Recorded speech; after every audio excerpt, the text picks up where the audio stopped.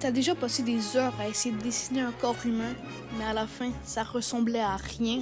Si c'est le cas, reste bien jusqu'à la fin parce que je vais te montrer les 5 étapes qui vont enfin te permettre de maîtriser l'anatomie. J'ai réussi à passer de ça à ça en quelques mois et je vais te montrer exactement comment j'ai fait et comment tu peux le faire aussi. On va voir ensemble en premier les fondamentaux, en deuxième la structure du corps, en troisième le mouvement et le dynamisme, en quatrième l'anatomie théorique et en cinquième dessiner le corps sous tous ses angles. Maintenant, on peut attaquer les fondamentaux. Première étape, les fondamentaux. Si tu veux bien dessiner un corps, il faut déjà savoir dessiner des formes de base. Cubes, sphères, cylindres, etc. Les cubes, c'est important, certes, mais j'ai compris qu'avec le temps, c'était pas parfait, puisque ça enlève le côté humain d'un corps. Alors oui, je conseille de l'utiliser au début, pour avoir une base. Par la suite, si tu veux des corps encore plus naturels, prends une forme plus arrondie pour le thorax, comme ceci. Pourquoi? Parce que le corps n'est pas plat et il a du volume. Donc c'est bien d'utiliser le cube pour certaines perspectives, mais je ne conseille pas de tout le temps l'utiliser. Exercice simple que je peux te donner, c'est dessiner des formes géométriques simples sous différents angles, fais les tourner dans l'espace et applique les points de fuite, comme je fais ainsi.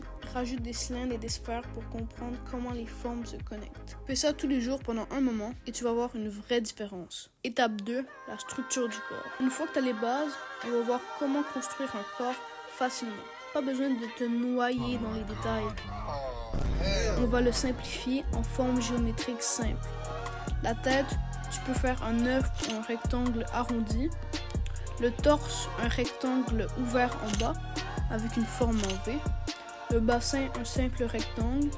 Les bras et les jambes, des cylindres. Et pour les épaules, tu peux juste faire des cercles. Ça te permet de poser une base solide avant d'ajouter les muscles et les détails. Un exercice que je peux te donner, c'est de faire plein de croquis en construisant les corps avec cette méthode. Essaye d'atteindre 100 poses en une semaine. Ça peut paraître beaucoup, mais c'est juste environ 15 poses par jour. Regarde comment les artistes simplifient le corps et essaient de reproduire ses bases.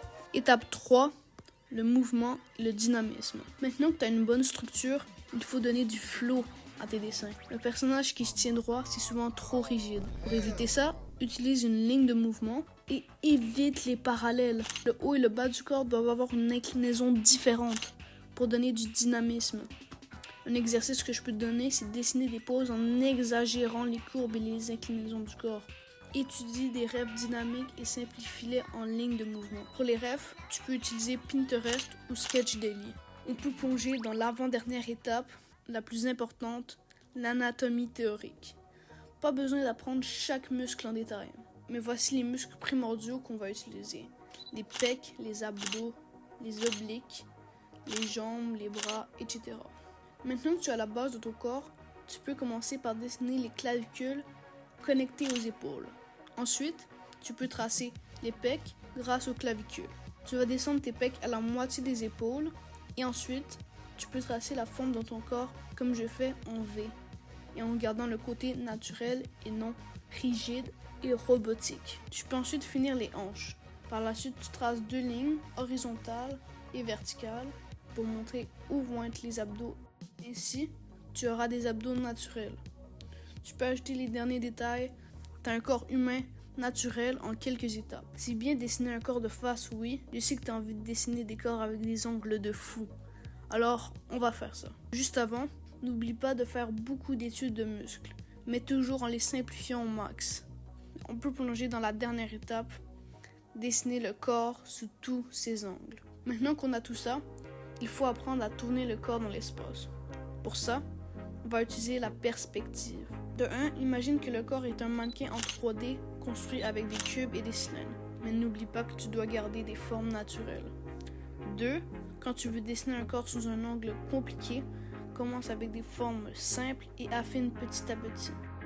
En bref, pour dessiner le corps sous tous ses angles, tu dois maîtriser la perspective et la méthode de construction de corps et l'anatomie théorique. Répète ce processus encore et encore et ton cerveau va s'habituer à comprendre la perspective et les volumes. Voilà. Si tu appliques ces 5 étapes régulièrement, je te garantis que ton anatomie va exploser en quelques mois.